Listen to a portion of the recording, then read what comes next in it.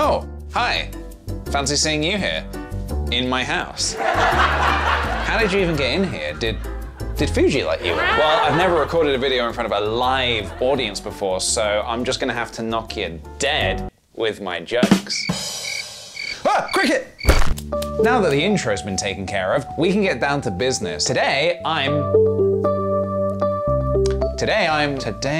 that's weird, I don't know what I'm doing today. Well, I clearly don't remember what we're doing today, which must mean we are doing a mystery challenge. KickThePj, what in tarnation is a mystery challenge? Well, I've been doing these videos where I've been asking Sophie to prepare something for me, but don't tell me what it is. So far, I've painted a mural on my garden wall, tried my hand at shadow puppetry, and I'm sure there will be nothing held back for the absurdity that we will no doubt be experiencing today. So without further ado, Sophie, please. The mystery challenge. Hello PJ, that's me. In today's video, you are challenged to create a piece of art by carving and making your own stamps. What will you be making the stamps out of, you ask? Look underneath your chair. You put something underneath my chair? There's nothing under the, oh, there is something under the chair. The heck? Oh, well, if it isn't a sweet potato. What does this say? Aha, you found the golden yam. You must use sweet potatoes to carve your design, then stamp them with paint onto your canvas. Is this one of my sweet potatoes that I specifically bought for eating purposes? Well, surprisingly, I've never done this before. Let's get stamping. Sweet potato transition. Whoosh.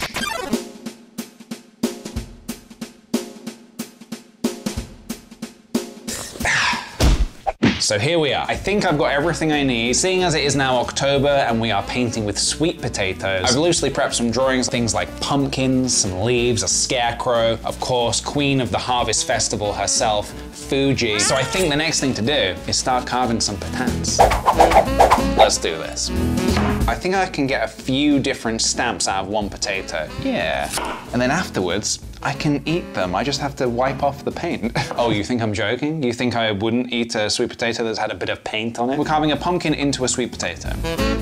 So let's get in there with our little knife. So now I need to like carve down. Ooh, okay, that's working, all right. It's a nice change for something to just work immediately. And then I must remember that this is an activity designed for 5-year-olds. It kind of looks like a pumpkin, I think. This is tricky. Is this a normal thing to carve your cat into a sweet potato? We have a spiky, oh my God. And next week, we're gonna be doing knife throwing. By the way, I had no negative comments about my potato carving abilities, please. Let's keep it very positive in the comments, everybody. Yes. It's a questionable looking leaf. I realize how hard it is to talk when you're doing what is effectively surgery with a kitchen knife. A nice clean pop. All right, this leaf's looking okay. I just need to sort of carve into it a little bit to get a little bit more definition in the leaves, but otherwise, I think it reads as a leaf, honestly. Let's give ourselves a bit more surface area to work on for the next patate. Beautiful. Just look at that beautiful corn on the cob. This one I'm really gonna need you guys to trust the process on, okay? This is a little not safe for work, yeah. This video is gonna get a little saucy. It wouldn't be a KickThePj video if sweet potato wasn't flying around the place, you know? Okay, there we go. Corn on the cob, corn on the cob, sorry. Let me try the crow real quick. God, I hope this looks like a crow. Drawing on potatoes is not as easy as the professionals would lead you to believe. Whoops. This doesn't look like a crow. This looks like a drunk man who stumbled onto the farm. The sweet potato's fighting back. It has leaf-like properties. It looks also a bit like a sort of a little serrated dagger.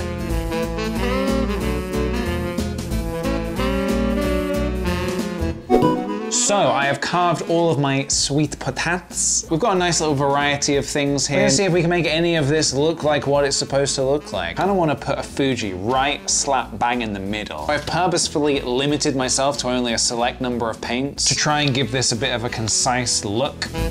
I am dipping Fuji's face into the paint.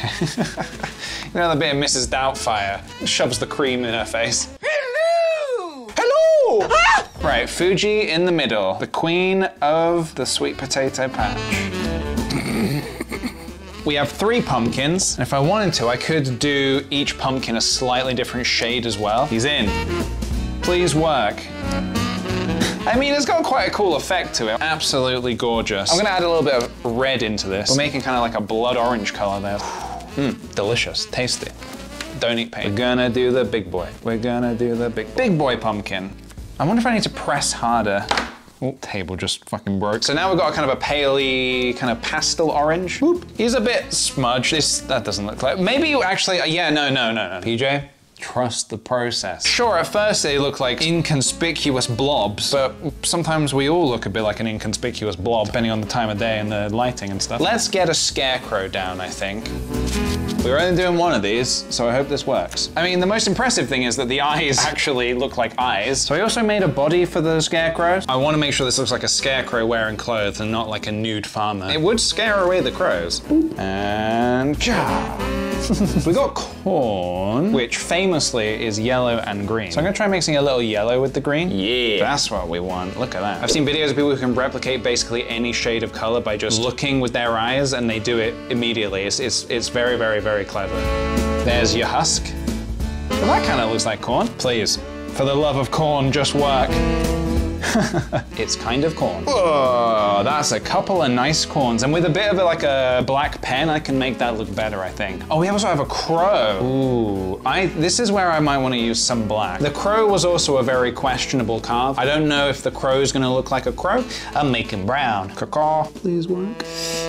I feel like Fuji's probably scared off a few crows in her time. Caw-caw. Whoa, whoa! Look how evil he looks. He's like mid-flight. He's like flying over the fields of corn. That makes me want to do another piece of corn. I'm gonna try and do this sunflower one over here. We're doing the potato painting. We're also gonna do a little bit of finger painting.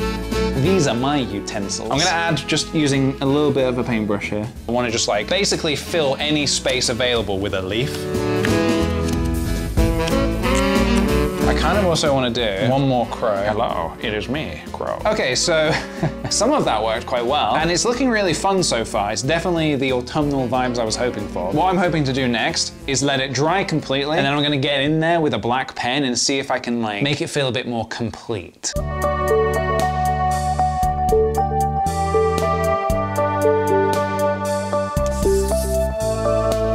Wow, I think I forgot how quickly acrylics dry. When I did my Bob Ross oil painting, it took 3 weeks to fully dry. It doesn't tell you about that in the video. I have pens, I have ideas, let's do this. The scarecrow has seen some things. What happens in the field stays in the field.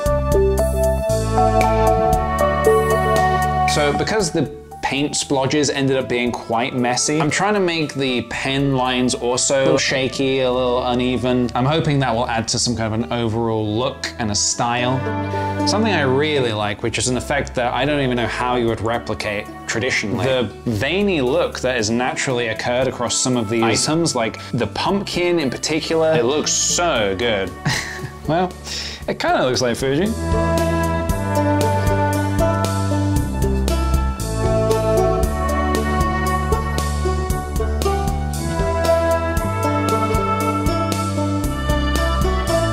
So, I think that looks pretty dang neat if you ask me. Whilst technically it was a mistake, I actually really like the big white splotches left on some of the pieces. It reminds me a lot of Ken Sugimori's work. Not to say it's on his level at all, but I really liked his use of big white splotchiness in his original Pokemon card designs. This corn in particular, I really like how this one turned out. This is why I say, trust the process. The stamp itself, sure, it looked a little bit not safe for work. This corn is very safe for work. Overall, I might be 25 years late to doing this, but what a fun experience, I will say. Well, thank you very much, Sophie, for setting me such a fun sweet potato themed challenge. Thank you to my little Pikmin friends who actually went out and collected the sweet potatoes for me. And I wasn't lying when I said I was gonna fry up the sweet potato chunks for lunch.